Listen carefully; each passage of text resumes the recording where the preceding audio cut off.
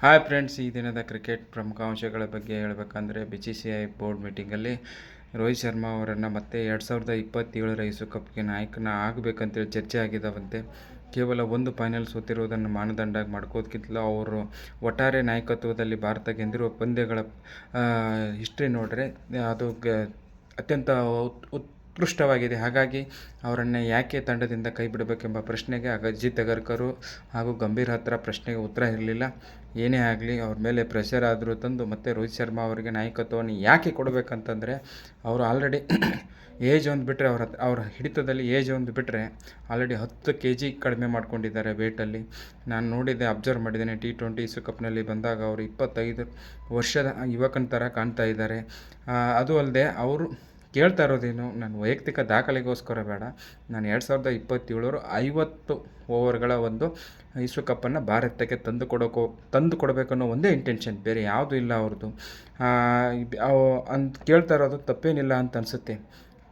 ಯಾಕಂದರೆ ಅವರು ಕ್ರಿಕೆಟ್ ಯಾವುದೇ ವೈಯಕ್ತಿಕ ದಾಖಲೆ ಮಾಡಬೇಕು, ಅದು ಮಾಡಬೇಕು, ಇದು ಮಾಡಬೇಕು ಅಂತೂ ಕೇಳ್ತಾ ಇಲ್ಲ. ಅವ್ರ ಜೊತೆಗೆ ವಿರಾಟ್ ಕೊಹ್ಲಿ ಕೂಡ ಅವ್ರದ್ದು ಬಾಂಡಿಂಗ್ ಚೆನ್ನಾಗಿದೆ. ಈ ಅನುಭವನೂ ಇದರಲ್ಲಿ ಪ್ರಶ್ನೆ ಆಗುತ್ತೆ. ನೀವು ನೋಡಿ, ನಾವು ಭಾರತ ವಿಶ್ವಕಪ್ ಗೆದ್ದಿದ್ದ ತಂಡಗಳನ್ನು ನೋಡಬೇಕಾದ್ರೆ ನಾಯಕತ್ವದಲ್ಲಿ 2007 ವಿಶ್ವಕಪ್ದಲ್ಲಿ ಮಹೇಂದ್ರ ಸಿಂಗ್ ಧೋನಿ ಪಾತ್ರ ಏನೂ ಇಲ್ಲ. ವಿಶ್ವಕಪ್ಪು ಮಿಕ್ಕಿದ 10 ಜನ ಆಡಿದ್ದಾರೆ ಹೊರತಾಗಿ ನಾಯಕನಾಗಿ ಅವ್ರು ಏನು ಹೇಳ್ಕೊಳ್ಳೋಂಥ ಒಂದು ಮ್ಯಾಚ್ 150 ಹೊಡೆದಿಲ್ಲ. ಅರ್ಥ ಮಾಡ್ಕೊಳ್ಳಿ. T20ಯಲ್ಲಿ ಅವರು ಇನ್ನೂವರೆಗೂ ಒಂದು 250 ಹೊಡೆದಿರಬೇಕು. 56 ಹೈಯೆಸ್ಟ್ ಇದೆ ಅವ್ರದ್ದು. ಅದು ಬಿಟ್ಟರೆ 2011 ವಿಶ್ವಕಪ್ದಲ್ಲಿ ಆಡಿರೋದು ಒಂದೇ ಮ್ಯಾಚು ಫೈನಲ್ ಅವರು ಗೆದ್ದಿರೋದು. ಹೇಳ್ತಾ ಇರೋದು 2024ರಲ್ಲಿ T20 ವಿಶ್ವಕಪ್ನಲ್ಲಿ ರೋಹಿತ್ ಶರ್ಮಾ ಅವರು ಕೂಡ ಅಂಥ ಪರ್ಫಾರ್ಮೆನ್ಸ್ ಇದೆ ಪಾಪ. ಅವರ ನಾಯಕತ್ವ ತಕ್ಕಂತೆ 2026 T20 ಎಕ್ಸಾಂಪಲ್ ಕೊಡಬೇಕಾದ್ರೆ ನಿಮಗೆ 26ರಲ್ಲಿ ಸೂರ್ಯ ಆಡಿದ್ದು ಒಂದೇ ಒಂದು ಮ್ಯಾಚು, ಅದು ನಮೀಬಿಯಾ ವಿರುದ್ಧ. ಅದು ಬಿಟ್ಟರೆ ನೆಕ್ಸ್ಟು ಇನ್ನು 25 ಚಾಂಪಿಯನ್ ಟ್ರೋಫಿಯಲ್ಲಿ ರೋಹಿತ್ ಶರ್ಮಾ ಅವರು ಮ್ಯಾನ್ ಆಫ್ ದ ಮ್ಯಾಚ್ 76 ಹೊಡೆದಿದ್ದಾರೆ. ಹಾಗಾಗಿ ನಾಯಕತ್ವ ಅವ್ರಿಗೆ ಕೊಟ್ಟರೆ ತಪ್ಪಿಲ್ಲ ಅಂತ ಹೇಳ್ತಾ, ಇನ್ನೊಂದು ಪಂದ್ಯದಲ್ಲಿ ಇವತ್ತು ಪಾಕಿಸ್ತಾನ ಮತ್ತು ಪಾಕಿಸ್ತಾನದವರು ಮೊದಲು ಬ್ಯಾಟಿಂಗ್ ಮಾಡಿ 274 ರನ್ ಹೊಡಿತಾರೆ. ಸಾಧಕ್ ಅವರು ಕೇವಲ 46 ಬಾಲ್ಗಳಲ್ಲಿ 75, 3 ವಿಕೆಟ್ ಹೋಗೋದು ಮ್ಯಾನ್ ಆಫ್ ದ ಮ್ಯಾಚ್ ತೊಗೋತಾರೆ.